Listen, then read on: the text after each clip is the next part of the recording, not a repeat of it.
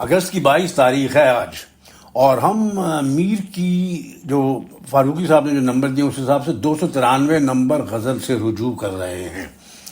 میں جناب اس کو پچھلے 2 ہفتے سے میں اس سے کشتی کر رہا ہوں، بہت ادھر ادھر بھاگتا ہوں شعر لے کے، الفاظ لے کے، اور بالکل یعنی میں اس کی جو اس میں ایک وجد ہے مجھ میں اس غزل کی وجہ سے، اور ایک کم مائیگی کا بھی ہے احساس بہت زیادہ، کیونکہ جیسے کہ آپ لوگوں میں سے اکثر جانتے ہیں میں پچھلے 20-22 سال سے 15-20 سے تو بہت ہی انٹینسلی میں میر صاحب کو روز یعنی کچھ نہ کچھ کرتا ہے ہوں۔ پہلے تو شوق ہوا تو وہ جو مشفق خواجہ نے جو کام کیا تھا، اور حسرت موہانی اور بلگرامی صاحب اور مولوی عبدالحق اور حسن عسکری وغیرہ نے جو انتخاب کیے تھے، ان کا ایک انتخاب جو انہوں نے بنایا تھا، بڑی عمدہ ریفرنس کی ایک چھوٹا سا وہ پرانی آکسفورڈ ڈکشنری جو ہوتی تھی چھوٹی پاکٹ سائز، اس سے ذرا سی موٹی ایک وہ کتاب بنائی گئی، تو شروع کے لیے بڑی اچھی تھی۔ اس کو میں نے نہ صرف پہلے بہت پڑھا، بلکہ میں نے اس کو ساری کو اپنی بے وقوفی میں 8-10 کاپیوں میں اس کو نقل بھی کر ڈالا، ایسی کہ سلو لکھوں گا تو کچھ سمجھ میں آیا کریں گی چیزیں، پتہ نہیں کیا سمجھ میں آیا یا نہیں آیا۔ تو اس میں وہ بھی یہی کہتے ہیں وہ کہ جو ریسنٹ ہیں، یعنی بابا اردو وغیرہ جو لوگ 19 سینچری میں پیدا ہونے والے، اس سے پہلے جو ہیں لوگ نظم تباہی وغیرہ، ان کے بعد جو ماڈرن زمانے کے لوگ ہیں، ان کو بھی مرے ہوئے زمانے ہو گئے، ان میں 3 بڑی جو کرٹیکس ہیں میر پہ، وہ فاروقی صاحب کی میرے خیال سے سب سے بڑی ہے، اور پھر فاروقی صاحب خود کہتے ہیں کہ سردار جعفری نے جو میر پہ باتیں لکھی ہیں وہ بہت عمدہ ہے، اور ناصر کاظمی کا کانورسیشنل ہے وہ انتخاب، وہ بھی تو ہم نے وہ سب چیزیں خوب پڑھی ہیں، مزے آئے۔ لیکن بات جو ہوئی جو کم مائیگی کے احساس والی، وہ یہ کہ یہ غزل کا ایک شعر بھی میں نے یا تو پڑھا نہیں یا میں نے یاد نہیں مجھے، حالانکہ میں گیا اس پہ انتخاب پہ مشفق خواجہ کے، تو میں نے 1-2 شعر مارک کیے ہوئے، پتہ نہیں کس زمانے میں، لیکن اب جو یہ تمام میں نے دیکھے 6 شعر ہیں، تو میں نے کہا چلو پوری غزل دیکھتے، 6 کے 6 اچھے لگے، دیکھے تو 5 اور ہیں، تو 11 اشعار ہو گئے۔ اف، میں نے کہا کمال ہے بھائی، بس جب پڑھنا شروع کیا، زیر زبر نہیں سمجھ آ رہے تھے وہ کر کے، اب میں نے یہ سوچ، اس کے اوپر بہت ہے ان کا، اس میں ایک جو اہم بات ہے جس کی وجہ سے میں تھوڑا وقت لے رہا ہوں ڈائیو کرنے سے پہلے، کہ اس کو میں نے بانٹ لیا ہے 3 حصوں میں، 3 میں بھی 4 حصوں میں، یعنی سب سے پہلے آج جو، کیونکہ وقت نہیں ہوتا نا، تو میں 10 منٹ سے اوپر نہیں جانا چاہتا، حالانکہ چلا جاتا ہوں، تو پہلے میں یہ 11 اشعار جو ہے نا، ان سب کو انجوائے کریں گے ہم، اس کی باریکیاں تھوڑا زیادہ اس سے ڈائگریس نہیں کریں گے، صرف وہ اشعار انجوائے کریں گے۔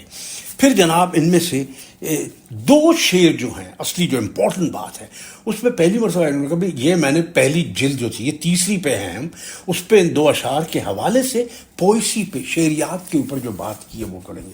وہ بھی میں نے پڑھ رکھی تھی، لیکن اب جب پڑھا تو مزید 14 سے زیادہ اگر طبق ہوتے ہیں تو وہ بھی کھلے میرے، بہت مزہ آیا۔ میں نے کہا وہ بھی میں اس کے ساتھ بھی گفتگو کروں گا، تو ایک وہ ہو گئی، اور ایک شعر نمبر 4 ہے ایک اس پہ، اور ایک شعر نمبر 2 اور 3 ان پہ جناب اس سے جلد نمبر 1 سے، اور شعر نمبر 4 پہ الگ سے، تو 3 تو ہو گئی ہیں جناب پریزنٹیشنز، پاسبلی 4، یعنی 2 اور 3 کو الگ کروں یا نہ کروں یہ مجھے نہیں پتا۔ تو چلیے سردار شاہ کے ساتھ کیوں میں نے وقت گزارا، سردار جعفری کے ساتھ وقت گزارا ہے، تو وہ بڑی چیزیں، چھوٹی چھوٹی چیزیں یاد رہ جاتی ہیں۔ تو جگر صاحب کا ہم نے کہا جی جگر صاحب، کیونکہ ہم نے اور طرح سے پڑھا تھا کہ وہ ان کی بھی یعنی کیونکہ وہ ان کی آئیڈیالوجی تھی سردار شاہ کی، تو ہم سمجھتے تھے وہ کہیں گے ہاں جگر صاحب وغیرہ بس رومانٹک، لیکن ان کا صاحب وہ بہت بڑے استاد تھے اور ہم ان کے ساتھ وقت بہت گزارتے تھے۔ تو ہم نے کہا جی یہ آپ کا شعر بہت عمدہ ہے، آپ نے کیسے کیا وہ؟ تو جگر مراد آبادی نے ان سے کہا سردار جعفری سے کہ بھئی اگر آپ نے اردو کی شاعری جو بندہ کر رہا ہے نا، اور اس کو میر تمام اس نے نہیں پڑھا ہے، تو وہ شاعری وہ ٹھیک بات بنے گی نہیں، وہ بہت ضروری ہے۔ اب سمجھ میں آیا وہ کیا کہہ رہے تھے۔ چلیے یہ 11 اشعار پڑھتا ہوں، اس میں تھوڑا سا دیکھتے ہیں کیا ہے، اور تو پھر دیکھیں گے کہ اگلی پریزنٹیشن کس پہ ہوگی۔ 11 شعر ہیں، غور کیجئے ذرا۔ رو چکا خون جگر سب، رو چکا خون جگر سب، اب جگر میں خون کہاں، غم سے پانی ہو کے کب کا بہہ گیا، میں ہوں کہاں۔ کیا تحلیل ہوئی ہے، میں ہوں کہاں، دست و دامن جیب و آغوش اپنے اس لائق نہ تھے، پھول میں اس باغ خوبی سے جو لوں تو لوں کہاں، یعنی ریسیو کہاں کروں، لوں کہاں. یہ چار چیزیں ہوتی ہیں، ہاتھ، دامن، جیب، آغوش، گریباں، ان میں ہونی. تو اس میں مزے کی جو بات ہے اس شعر میں وہ یہ کہ عام طور پر میر صاحب کہتے ہیں یہ کیا ہے، فانی ہے، یہ خواب ہے، اس میں کچھ ہے ہی نہیں، خاک اڑتی ہے ویسے لگتا ہے پانی، اس میں ہے ہی کچھ نہیں، اس میں دل نہیں لگتا. لیکن یہاں کہہ رہے ہیں یہ تو باغ خوبی ہے.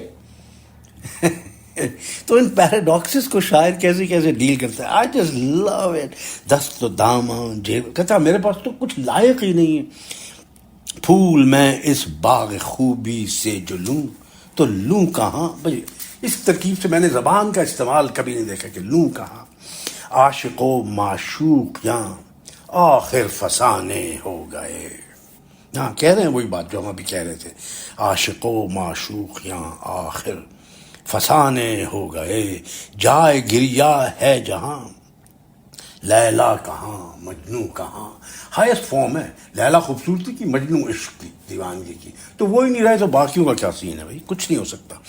آگ برسی تیر عالم ہو گیا جادو سے پر. اب اس میں زبر بھی نہیں لگا ہوا، پیش بھی نہیں لگا ہوا. اب میں جسٹیفائی کر رہا ہوں کہ پر کیوں ہے. آگ برسی تیر عالم ہو گیا جادو سے پر، اس کی چشمے پرفسوں کے سامنے افسون کہاں. اور پرفسون کیونکہ ہے تو پر کی تکرار ہے، اور وہ جو جادو سے بھری آنکھ ہے اس کی، کیا رومانٹک چیز ہے. آگ برسی تیرا عالم ہو گیا جادو سے پر، یعنی وہ جو تیرا عالم ہے اس کی آنکھ بھی تو کالی سیاہ جو ہے جادو بھری ہے، اور یہ عالم جو تیرا ہو گیا جادو سے پر. آگ برسنے، آگ برسی تیرا عالم ہو گیا جادو سے پر، اس کی چشمے پرفسوں کے سامنے افسوں کہاں. کیا جادو چلے گا کسی کا. سیر کی رنگی بیاض باغ کی ہم نے بہت، سرو کا مصرع کہاں وہ قامت موزوں کہاں. اب بیاض جو ہے اس کو رنگی بیاض کہنا، کیونکہ بیاض کا اصل مطلب ہوتا ہے کہ سادہ کاغذ، جس کو جان لاک جو شاعر تھا وہ کہتے ہیں انسان کا جو دل ہے، کانشیسنس ہے، وہ ٹابولا رسا ہے، یعنی بلینک چیز ہے، اس پہ صرف جو ایکسپیرینس ہوتا ہے اس کے نقش ہوتے ہیں. تو یہ بیاض باغ کی ترکیب کہہ رہا ہے، جو یہ دنیا ہے کائنات اس کو بیاض باغ کہہ رہا ہے. لیکن سرو کا مصرع کہاں، اور وہ قامت موزوں کہاں. کوچائے ہر جائے دلکش عالم خاکی میں ہے.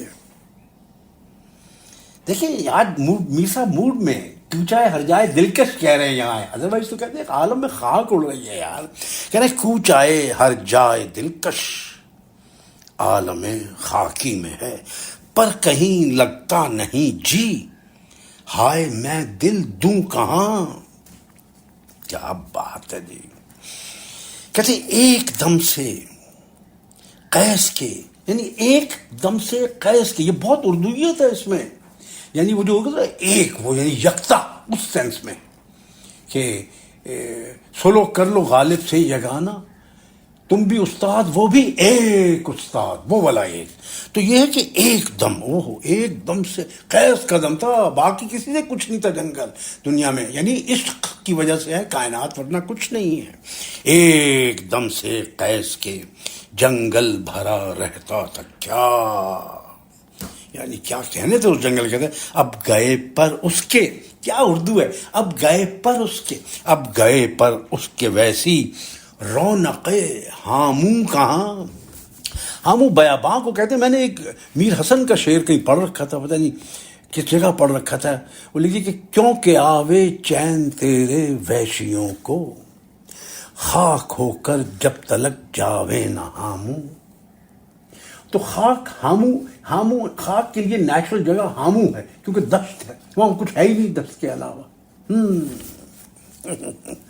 تو وحشی جو ہے وہ وحشی کی جگہ ہے، وحشی کو سکون ہی نہ ملتا اور کہیں.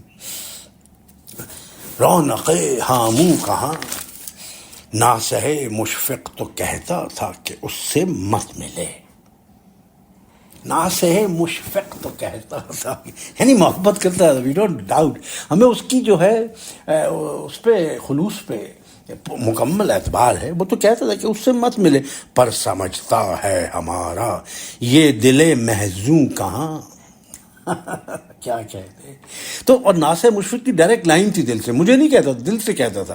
ناصح مشفق تو کہتا تھا اس سے، تو بھائی کہتا تھا کہ اس سے مت ملے، یعنی دل سے کہتا اس سے مت ملے، پر سمجھتا ہے ہمارا یہ دل محزون کہاں. غم سے شناسا ہے نا محزون. باؤ کے گھوڑے پہ تھے اس باغ کے ساکن سوار. او ہو باؤ ہوا کو، آندھی کو کہتے ہیں باؤ. ہم تو باؤ کے گھوڑے پہ تھے اس باغ کے ساکن سوار. اب کہاں فرہاد و شیریں خسرو گلگوں کہاں. گلگوں بھی خوب ہے صاحب. گو کا لفظ ایک جگہ اس شعر میں آگے ایک اور شعر میں بھی ہے. گو کے کئی معنی ہیں، کی طرح سب سے زیادہ گلگوں. اور اس کے گوں کے اور جو معنی ہیں ان میں طرح بھی ہے، غرض بھی ہے، رنگ بھی ہے. خرچ ایک اور معنی ہے کہ خرچ جو نمبردار وصول کرتا ہے اس کو بھی گوں کہتے ہیں. گوں دے دو، جیسے کہتے ہیں نا گوں، زمرد گوں، تو گل گوں. اب یہ کہ خسرو ایک گل گوں کہاں، یعنی یہاں گلگوں میٹافور ہے ایک طرح سے. خسرو جو آپولنس کا بھی سمبل تھا نا، ویل بینگ کا. تو اب کہاں فرہاد و شیریں میں گئے خسرو گلگوں کہاں. روفس ایک رنگ ہوتا ہے ریڈش براؤن، اس کو بھی، اس کو گلگوں کا ڈائریکٹ مطلب یہ ہے، میں نے معلوم کیا. تو سرخ پوش بندے کو بھی کہتے ہیں گلگوں آیا. گلگوں کہاں کھا گیا اندوہ مجھ کو دوستانے رفتہ کا. ڈھونڈتا ہے جی بہت پر اب انہیں پاؤں کہاں. شعر بہت عمدہ ہے، لیکن اس غزل میں جتنے ہانٹنگ اشعار ہیں اس کے مقابلے میں وہ پیچیدگی یا میٹافور کی ریزوننس نہیں ہے شعر میں، لیکن ہے بڑا. کہتے تھا وہ فتنہ ملنے کی گوں، کب کسی درویش سے کیا کہیں ہم میر صاحب سے ہوئے مفتوں کہاں. مفتوں کہاں جو کسی کے فتنے کے زیر آ جاوے، فریفتہ ہو جائے، فتنے میں پڑ جائے. کیا کہنے. واہ واہ. غداق کا ایک شعر ہے گوں کا کہ تم اگر اپنی گوں سے ہو معشوق، یعنی اپنے مطلب سے ہو، یا کیا ہے، اپنے مطلب کے یار ہم بھی ہیں. کیا اچھا داغ نے نکالی ہوتا ہے کہ گوں کا بھی مطلب ہے. ایک جگہ گوں یوز کیا، ایک جگہ مطلب استعمال کیا. کہتے ہیں تم اگر اپنی گوں سے ہو، یعنی کہ ہمارے سے چال بازیاں کر رہے ہو. اگر آپ ہم سے چال بازیاں کر کے ہمارا ایڈوانٹیج لے رہے ہیں معشوقیت ہم سے بگاڑ کے، تو داغ تم اگر اپنے گوں کے ہو معشوق، اپنے مطلب کے یار ہم بھی ہیں. ہم بھی جب میر صاحب کا شعر یاد آ جاتا ہے، اس میں بھی کتنا یعنی اپنے مطلب کی وجہ سے یاد آیا شعر کہ اپنا شیوا نہیں کجی یوں تو یار جی ٹیڑے بانکے ہم بھی ہیں. نوک جھونک جو ہے، جو غزل کا ایسنس ہے ڈیفینیشن کا، وہ اس میں خوب ہے صاحب. تو یہ بہت ہو گیا، 13 منٹ میں 10 سے کم کرنا چاہ رہا تھا. I finish here and then I come back. میں انگریزی میں آ گیا. میں اس غزل پہ واپس آتا ہوں 2-4 دن میں.